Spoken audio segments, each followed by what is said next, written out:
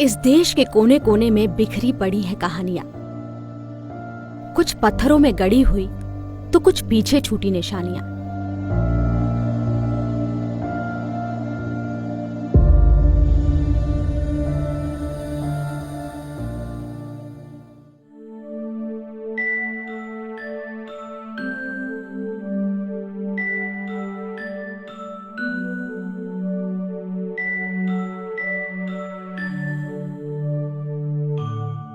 अगर हम भारत के मशहूर किलों की बात करते हैं तो उनमें से एक नाम चंदेरी के किले का भी है।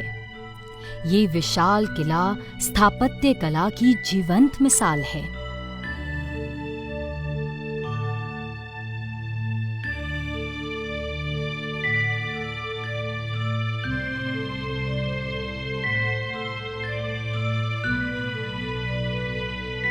नमस्कार, मैं हूं प्रियंका और आज हम आ पहुंचे हैं चंदेरी के किले पर।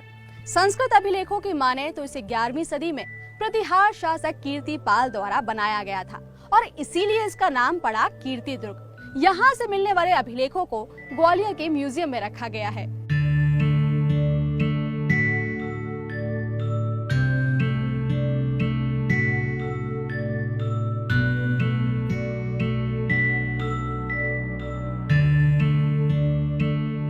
ये किला 71 मीटर की ऊंचाई पर एक पहाड़ी पर स्थित है।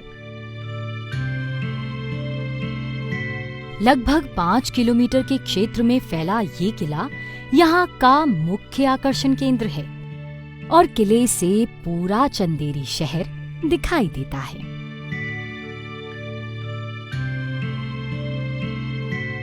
इस किले पर कई बार आक्रमण किए गए और अनेक बार इसका पुनर्निर्माण किया गया।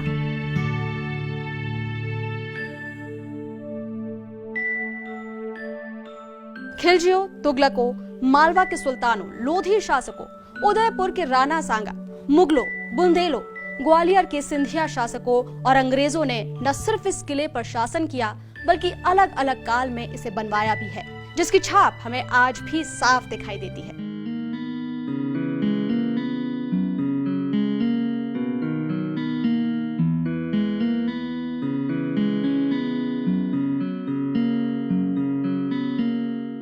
किले की शिल्प कला पर अलग अलग दौर के शासकों की छाप दिखाई देती है।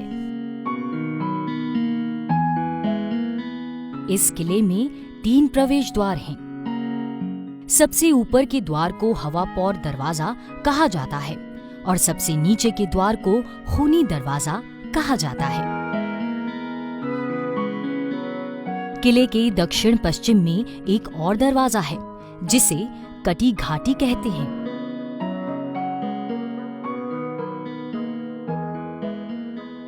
खिलजी और मुगलों ने किले की सुरक्षा मजबूत करने के लिए कई निर्माण कार्य किए। बुंदेला शासकों ने किले के अंदर कई महल बनवाए। चंदेरी के इतिहास की सबसे महत्वपूर्ण घटना 1528 में घटी, जब बाबर ने चंदेरी किले पर कब्जा करने के लिए हमला कर दिया था। उस समय मेदिनी राय वहां शासन कर रहे थे।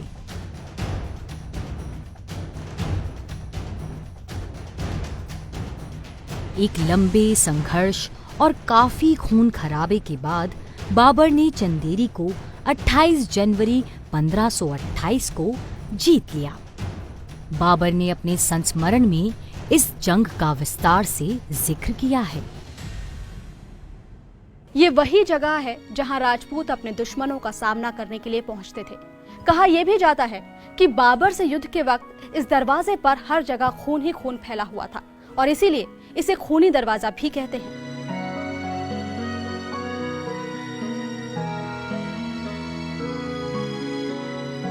एक जौहर स्मारक भी है जिसे बाबर के हमले के वक्त राजपूत रानियों के द्वारा किए गए जौहर की याद में बनाया गया था।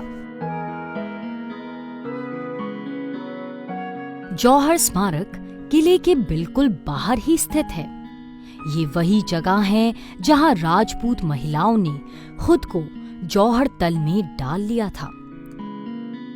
जौहर तल के ऊपर बने मंडप पर रखे इस शिलापट में उस घटना का बखान है।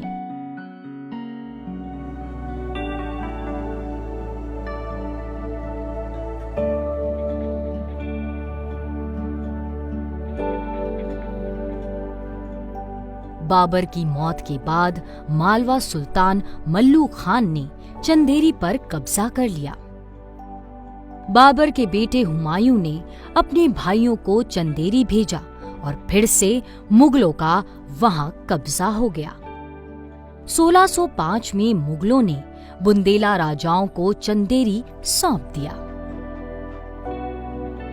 1815 में ग्वालियर से हारने के पहले चंदेरी का किला उन्हीं के पास रहा।